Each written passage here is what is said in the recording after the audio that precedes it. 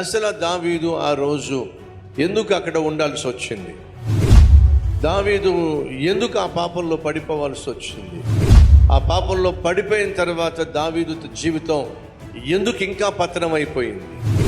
ఎక్కడికి చేరిపోయింది?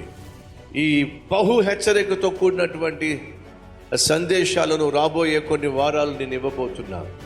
మీ జీవిత కాలంలో తప్పక నేర్చుకోవాల్సినటువంటి విలువైన ఆత్మీయ పాఠాలు, ఆ తర్వాత మీ బిడ్డలకు నేర్పించాల్సినటువంటి సత్యాలు రాబోయే వారంలో మనం తెలుసుకోబోతున్నాం. కాబట్టి ఏ ఒక్కరు కూడా దయచేసి ఆలస్యంగా రాకండి, సమయానికే ఆరాధనలో పాల్పంచుకోండి.